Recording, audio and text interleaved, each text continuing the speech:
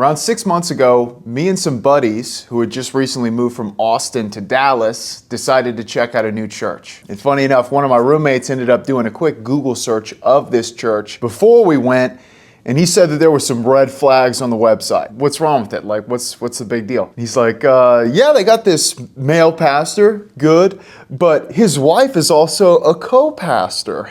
Not good. Because obviously the Bible tells us that women are not supposed to be pastors. They are not qualified to be able to be in authority over a man. So he's bringing this to my attention, and of course I'm pretty spiritually immature at the time, and I kind of just brush it under the rug because I'm like, dude, maybe there's gonna be some cute girls there. Great reason for, going against the Bible and going to an unbiblical church, right? So we decided to go to the church on Sunday. As the service goes on, the message is pretty mid, if I'm being honest.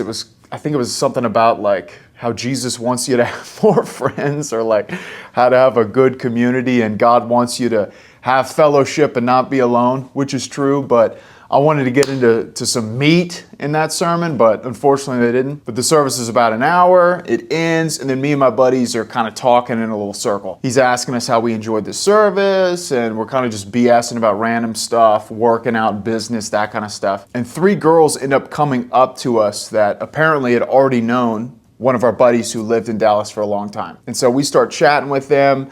I can tell that one of the girls is really interested in my buddy, even though they've never met before. Another girl's talking to the guy who invited us to the church. And so I'm left to talk to the girl who, funny enough, I was the most attracted to begin with. She's really beautiful. She's dressed modestly, which is a big plus. And we start talking about our faith. She's telling me her story, her testimony. She also mentions that she's also from Louisiana. Funny enough, I'm from Louisiana as well. And so we're just going back and forth, chatting. The conversation doesn't really go anywhere. It's not like I rizzed her up and then got her phone number, but it was a good chat. But fast forward about 4 months, and my good buddy ends up dating the girl who just started talking to him randomly at church that Sunday. So at this point, they've been dating for about 4 months now, and they decide to have this like group bonfire at her house. So my buddy invites me and all of our buddies, and then she invites all of her girlfriends, and we all get together at her house. And of course, us being the men, we have to go out and get the fire pit and buy it from Academy. So we get the pit, then we come over to her house, and we're doing manly things like setting up everything and lighting the fire and making sure nobody gets hurt. And we're BSing around and laughing. And some of the other girls end up showing up at this party. And in the back of my head, I was like, man, I really hope that the girl who I thought was cute at church that Sunday also joins in. Because, the girl who invited us is good friends with that girl. And lucky for me, that girl ends up walking through the front door. So I'm like, great. Maybe this is my opportunity to get to know her a little bit better and potentially rizz her up.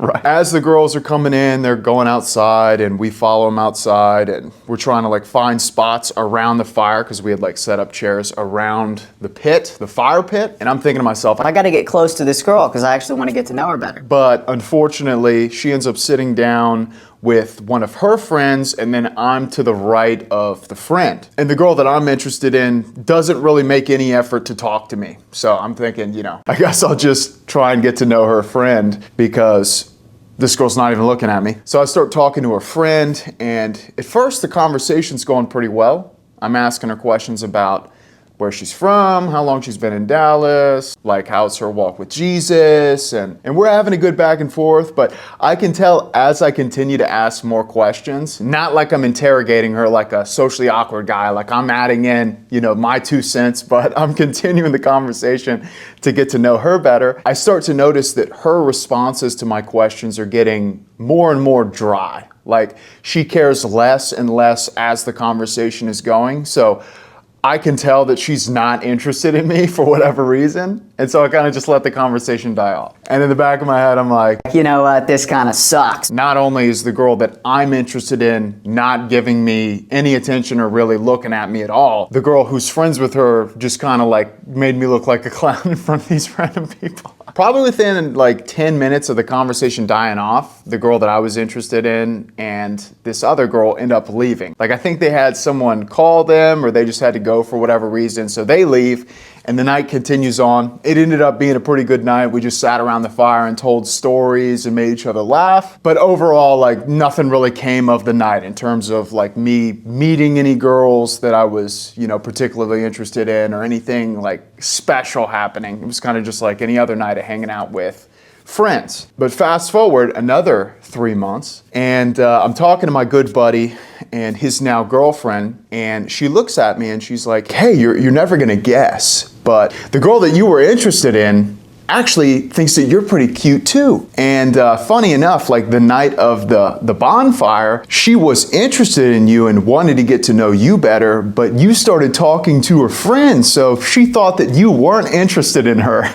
I'm like, women are so funny, man. Like, No, dude, like I thought she was cute, but she sat so far away. I'm not just gonna like be like, hey, and like reach over this other girl and start a conversation with her. she's like, yeah, she thinks you're cute, so you guys should go on a date. Would you be interested? I'm like, absolutely. On paper, I thought she was very attractive and cute, and she loves Jesus, so all those things are good. But at the same time, I still know in the back of my mind that the church that we went to, the church that I met her at, was heretical. It was not a biblical church. So I'm like, hey, I think she's cute, but there is this kind of like elephant in the room that I don't want to play around with. And this is the whole like women pastors, like kind of charismatic church that we were going to. If she's like all in on that ideology, then me and her are probably not going to be a good fit. So I'm very upfront about this. And she kind of laughs and she's like, all right, I'll talk to her about that too. And I'll arrange the date. I'm like, perfect. I'm thinking to myself, this is awesome. This girl's really pretty. If this one like red flag isn't too much of an issue, then this could be something special. This could be something cool. And so another couple of days go by. I'm kind of expecting my buddy to bring up the date and be like, hey, when are you going to go on a date with the cute girl? He doesn't bring it up at all, and neither does his girlfriend. And so multiple days have gone by and I haven't heard anything about this date happening or anything about plans occurring in the near future. And so I start to get a little bit curious, like, What's going on? Is this gonna happen? Like, what are we doing? but I want to play it cool. I don't want to, be weird about it and be kind of like needy and bring it up again. I'm just going to let them naturally bring it up. If it happens, right? But another week goes by and nothing is brought up. Like no question of whether the date's gonna happen or no question of like if I've talked to said girl, like nothing at all. There were multiple times when I was hanging out with my good buddy and his girlfriend in front of other people, and other people asked me if I was gonna go on a date anytime soon or if I was dating anybody. And of course my answer is no. But they don't say anything. It's like a perfect opportunity for them to say, yeah, but he's going to be going on a date with our good friend, right? But they don't say anything at all. So at this point, I'm like, all right, something has happened. This girl is probably not interested in me, but I have no clarity. So I decide to ask my good buddy. I'm like, hey, what happened with Hot Chick? And he's like, oh yeah, dude, I forgot to mention this, but the second that my girlfriend brought up that you were like not for the women pastor thing and thought her church was pretty heretical and against the Bible, she was instantaneously not interested. And so she does not want to go on a date with you at all. Wow, I guess I dodged a bullet there, huh? Now, if you're enjoying this video so far and you want to join our brotherhood of men that are focused on becoming masculine and godly again, go ahead, scroll down and click on that subscribe button right now.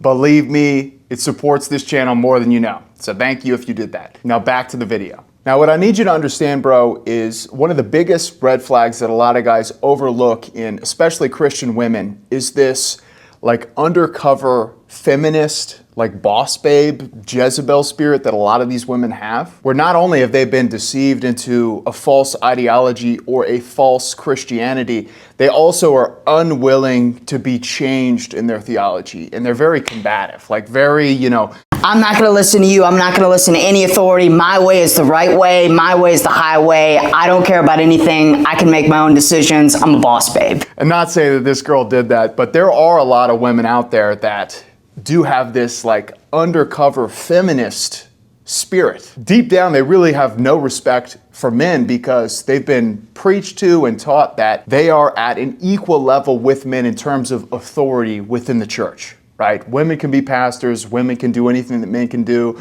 Women can, be the boss babe CEO, and they don't need a man for any reason at all. It's the same concept, the same idea. And this goes against the biblical structure that God has put in place within the Bible, right? If you look at Adam and Eve, Adam was created first. If you look at the structure within a marriage, it goes God above, then man, then woman, and then child, right? And if you have a problem with that, then you don't have a problem with Brayden, you have a problem with God, because this is what his word says. And so if you're single right now and you're in the dating field and you run into women where they don't believe what the Bible says, that's a massive red flag. And especially if they're unwilling to submit to your leadership. Like, I know you're not married to one another. Ephesians 5, that's between a husband and a wife, right?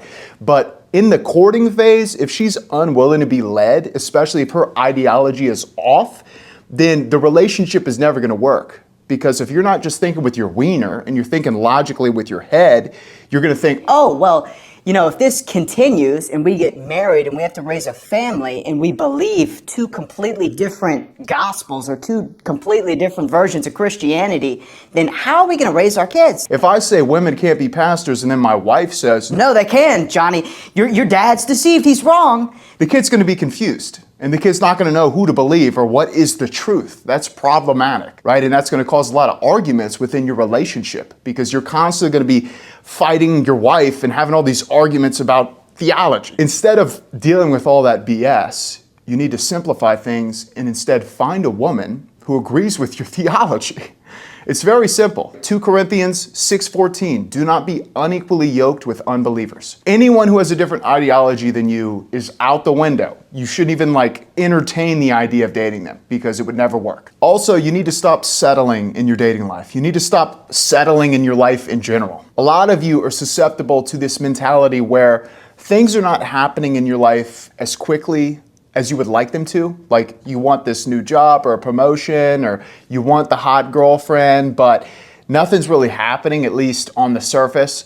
And it's taken a really long time for you to get the things that you desire. And instead of being patient and waiting on God for him to show up in your life and give you those things, if you continue to seek first his kingdom and his righteousness and just allow them to be added unto you, you don't want to do that because it takes too long.